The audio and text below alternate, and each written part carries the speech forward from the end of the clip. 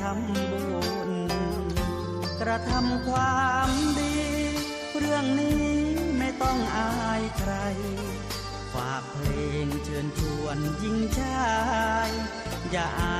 ยเรื่องการทำบุญ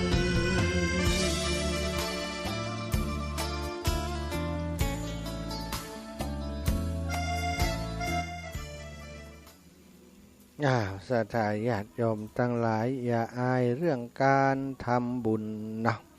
ทำบุญไม่ใช่เรื่องที่น่าอายบุญเป็นชื่อของ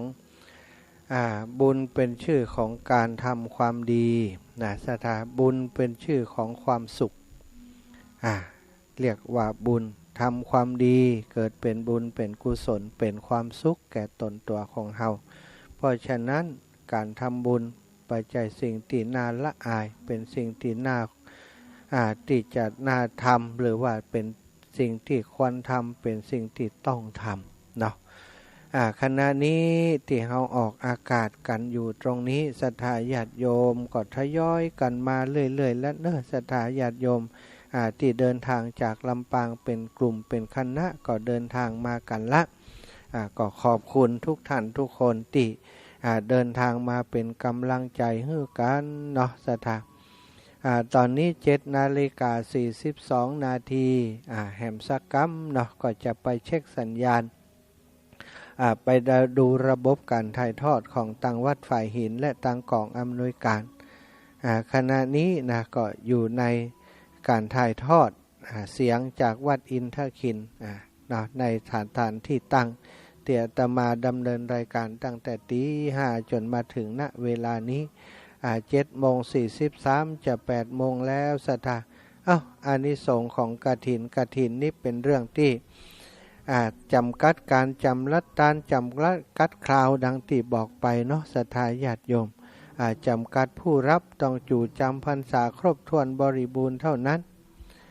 แล้วทีนี้มาดูอานิสงส์สำหรับพระนาศรัทธาได้รับกฐินแล้วสามารถเที่ยวไปสู่ที่สงัดเพื่อแสวงหาที่ปฏิบัติธรรมได้ตามสะดวกโดยบ่ต้องบอกลา2เที่ยวไปได้โดยบ่ต้องนำผ้าไตรจีวรไปครบสำรับ3ฉันคณะโพธิได้คือฉันอาหารร่วมโต๊ะหรือว่าร่วมวงฉันด้วยกันได้ข้อที่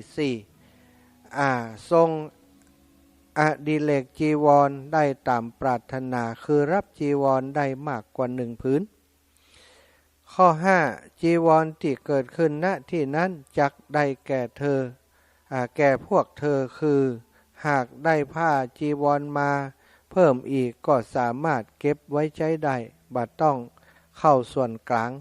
อันนี้คือประโยชน์ของกฐินเป็นอานิสงส์สำหรับพระสงฆ์องค์สังฆเจ้าศรัทธาญาติโยมตอนนี้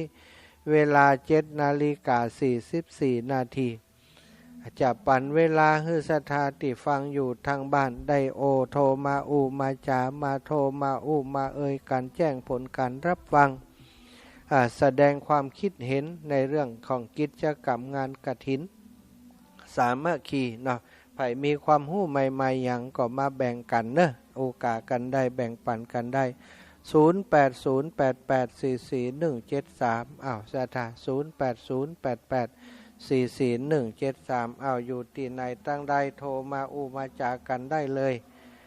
0808844173โทรมาสนทนา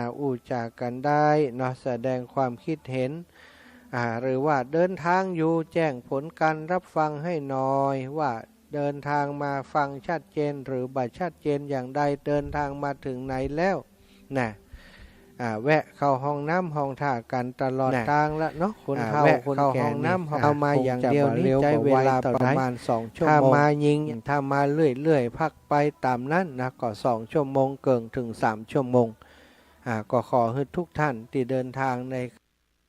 ขณะนี้เดินทางโดยปลอดภัยกันทุกท่านทุกคนเนอะศรัทธาญาติโยมตอนนี้เปิดสายแล้วแน่ใครที่ฟังอยู่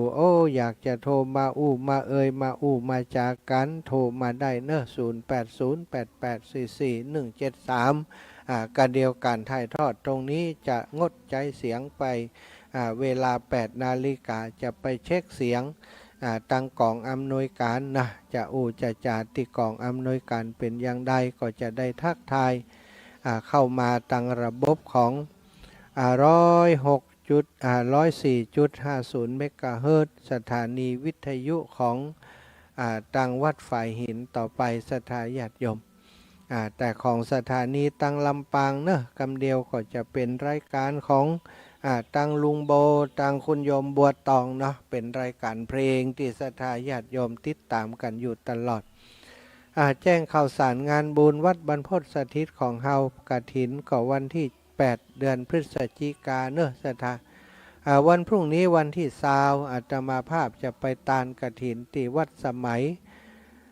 ตำบลสมัยอำเภอศพปราบจังหวัดลำปางนะวัดสมัยเป็นวัดที่มีเพื่อนฝูงมีครูบาอาจารย์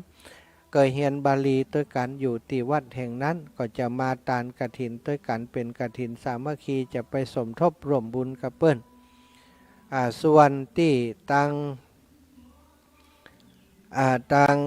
วันที่23นะที่วัดทุ่งโป่งก็วัดบ้านเกิดของอาตมาก็จะตานกฐินวัตถุประสงค์ของกฐิน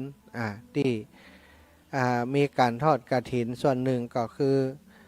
ต้องการอานิสงส์ของกฐินถวายครูบาอาจารย์ที่จำพรรษาที่วัดทุ่งโป่งตลอดถึงจักได้นำปัจจัยที่เป็นบริวารกฐินไปสร้างเมนของหมู่บ้านนะยังบ่มีเมนกำเตื้อรอบๆเปิ้นมีกันแล้วสถานที่วัดทุ่งโป่งเฮาที่บ้านทุ่งโป่งยังบ่มีเมนใจสำหรับชาปนกิจหรือว่าเผาศพของพี่น้องเจ้าบ้านถ้าเกิดมีการตายขึ้นมา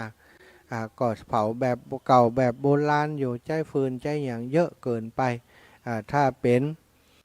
เตาที่เตาเผาหรือว่าเมนนี้มันก็จะใช้ทุนในการสร้างอยู่พอสมควรแต่ว่าสร้างเสร็จเรียบร้อยนี้จะประหยัดในส่วนของการใช้วัสดุใช้เชื้อเพลิงแบบปอแปลงเท่าใดเนาะสถาก่อใช้ทานสัก2 ไต่ 2 กระสอบก็เรียบร้อยว่าศรัทธาญาติโยมอีปออีแม่ทั้งหลายอยากจะร่วมบุญโดยอาตมาภาพและศรัทธาบัดตุงโป่งก็ร่วมบุญกันตั้งกฐินที่อาตมาภาพและคณะศรัทธาวัดตุงโป่งจัดขึ้นในวันที่23ได้เนอะวันที่23วันที่27นี่ศรัทธาวันที่27ก็มีหลายที่หลายแห่งโดยเฉพาะที่อาตมาจะต้องไปร่วมก็คือที่วัดห้วยงูในของคุณโยมกนกพิชัยนาบ้านห้วยงูในเปิ้นจะมีกฐินของเปิ้นเหมือนกันนะก็ครูบาอาจารย์ขึ้นสีขาวอาจจะไปได้บักครบบักคุยกันอาตมาภาพก็จะเป็นตัวแทนครูบาอาจารย์เดินทางไป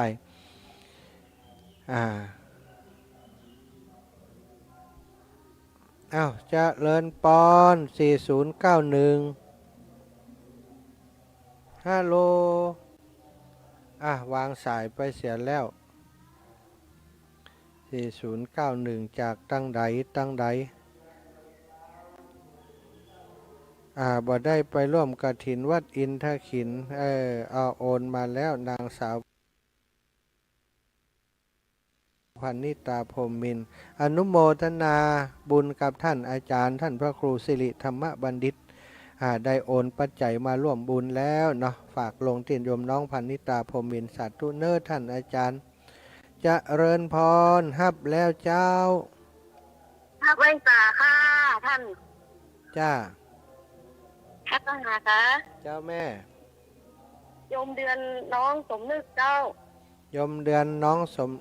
สมนึกเนาะบ้านไหนน้องสมนึกบุงคำบ้านบวกเป็ดจันกำแพงเจ้าบวกเป็ดบวกเป็ดนี่หลายคนตะกี้ไผ่นี่ตะกี้โยมแม่สีมินิพันก็บวกเป็ดก็เจ้าโยมน้องนั้นจานห่วมบุญนั้นมันกับโทรมาครั้งแรกค่ะแล้วก็น้องตื่นเต้นเหรอเดี๋ยวนี้ตื่นเต้นค่ะโยมเดือนสัตว์รุ่มเป็นยังถ้าสักเตื้อไงเพราะว่าฟังมาตลอดเจ้าน้ำสกุลอย่างก็บึงคำเจ้า1เนาะบึงค่ะบอสระอุงอไม่เอกค่ะบุงคำจ้ะเราจะ ความบุญวัดบรรพตสถิตกับไอ้อย่างก็วัดอย่างก็เจ้าเนี่ย อินทขิน น้องลืมไป จะ แล้ว อินทขินเจ้า เจ้าวัดละ100เจ้า อ๋อวัดละ100เนาะโอ้ดีกะฟังมาเมินแล้วอี ฟังตั้งเมื่อโควิดมาแล้วเจ้า โอ้ดูหลายโควิดพอยังแล้วนี่ โยมน้องก็บอกเลยสักเตือนนะฟังตลอดฟังกูตนกูโองอะเจ้า เจ้า ฟังยังแบบ2 ปีตามฟังแถวตู้ลุงยองมัน โอ้ดีกะยมน้องอินอ่ะอายุต่อเฮือ ก็53เจ้า โอ้53เป็นยมน้องแต่ทุกปีได้62เจ้า เจ้าน้องก่อนแล้วก็ อืม เอาสุขีเนาะ เจ้าสาธุเนาะได้หอมกันมา100 บาทเนาะวัดอินทร์ยมน้องมีเลขที่บัญชีทุกปียัง ยังเจ้า 5363 5363 เจ้า อย่างเห็นเจ้า 095 095 491เจ้า 491เด็กเหมือนใช้โทรศัพท์เลย กะ491เลขดีกะ5363095491ธนาคารกรุงไทยเนอะ เจ้าโยมน้องมันมีแอปแต่โยมน้องจะไปโอนตังที่เซเว่นให้ เจ้าบอกเขาได้เจ้า ของ เจ้า ของท่านมหาสมชาติแล้วเนาะเจ้าก็จะขึ้นอย่าง พระสมชาติแต้มคมเจ้า เจ้าน้องโยมน้องจะเอาทำให้แม่ไง แม่บอกให้สบายอยู่โรงพยาบาล เจ้าเดี๋ยววันหลังถ้านี่ทุกปีจะเตดให้เตดทำให้เปิ่นนะเตดทำมหาวิบากให้เปิ่น คำเจ้าน้องจะทำให้แม่เจ้า ดีแล้วเดี๋ยววันหลังถ้าทุกปีจะเตดทำจะโทรแจ้งไปหาเบอร์เนี้ยเนาะโยมน้องเดือนมุงคำนะบ้านบวกเป็ดเนาะ บุงข้ามาใช้มูลนะคะ บุงบอ บุงบู ไม่ บุงบอไม้ไม้บุงค ค่ะ ำจ้าบุงเป็น เซเว่นน้องจะโอนไปนะเจ้า สาธุเจ้า สาธุตื่นเต้น สาไว้สาค่ะ สาธุค่ะสัตญาติโยมโทรมาเข้ารายการมาตัวยเนาะพี่น้องจากบวกเป็ดนะบวกเป็ดสันกำแพงร่วมบุญมากับกฐินสามัคคีวัดอินทขินนี้100 บาทเนอะสาธุเนอะอนุโมทนาบุญให้กับศรัทธาท่านเจ้าทั้งหลายทุกท่านทุกคนโยมแม่ปานี บ้านห้วยฮีเจริญปอนแม่ อาจารย์ เจ้าแม่ หอมตกให้แม่50 บาทเด้อ วัดอินทขินกา วันอินทกินแม่หอมไปแล้วลูก หอมหยังหอมไหนแฮม หอมตรงโปงเจ้า ตรงปงฟังเตอกะจะไปอยู่มาฮื้อหอมเตอไปย้อมเนิ่มไปนะ แม่ได้ไปแต่อันเพราะว่าบ้านแม่มีวันที่26เจ้า 26ได้นี่วันที่23แต่23อันแม่เพิ่นด่าหัวแล้วแม่เพิ่นจะซื้อกระดาษ เพิ่นดาบใดหนัง ด่าตั้งแต่23แม่เที่ยววัดแล้วก็ เจ้าเอา กระ โอเค ดาษกะ เจ้า ทั้งหมดบ้าน เจ้าสาธุเจ้าแม่ เจ้า จ้า เอาแม่50เด้อ เจ้าได้เจ้า เดี๋ยวก่อยใส่นี่ฮะ เจ้าได้เจ้าวัดสถิตนี่ไปอยู่ อ๋อเจ้าสาธุนะแม่เนอะศรัทธาญาติโยมที่ ติดตามรับฟังอยู่รายการอยู่ในขณะนี้เนาะตอนนี้เวลา 07:55 นาทีก็ออกอากาศไปจนถึง 08 นาฬิกาเนอะก็เดี๋ยวก็จะขยับเปลี่ยนตัวถ่ายทอดเนาะไปทำการถ่ายทอดที่กองอำนวยการก็จะมีเครื่องถ่ายทอด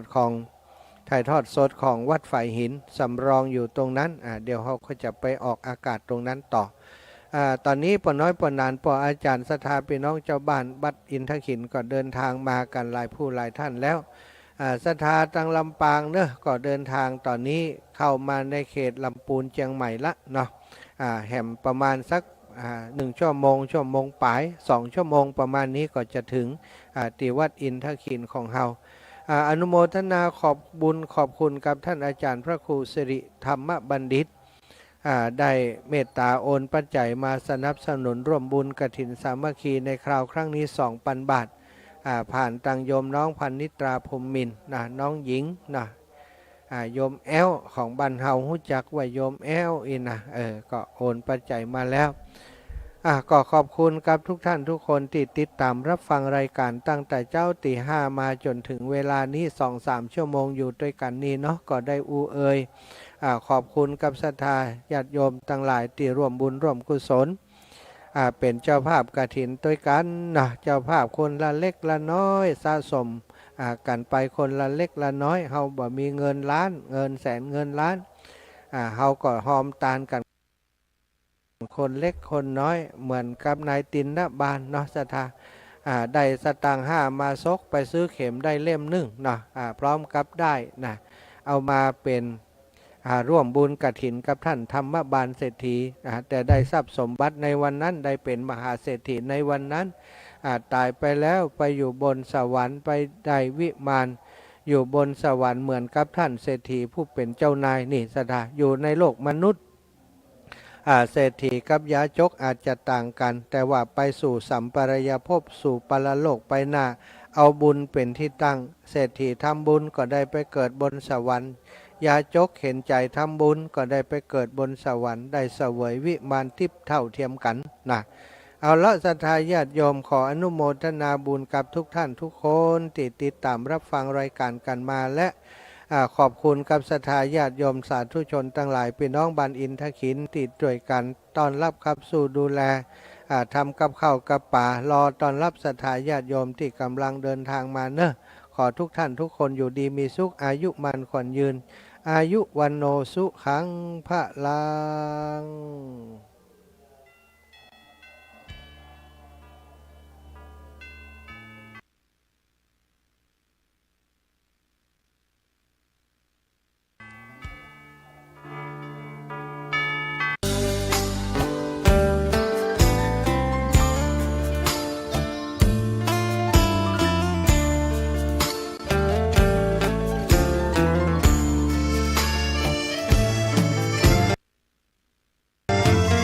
เชิญชวนทุกท่านเข้าวัดเข้าวา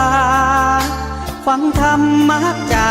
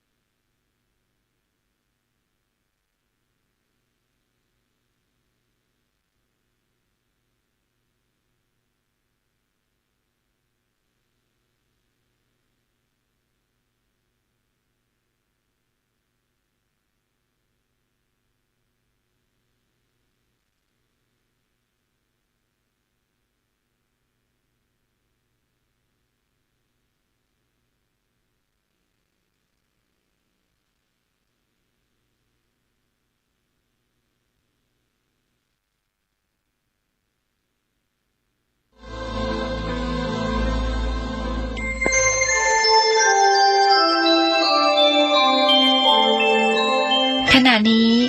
ท่านกำลังฟังสถานีวิทยุกระจายเสียง FM 104.5 เมกะเฮิรตซ์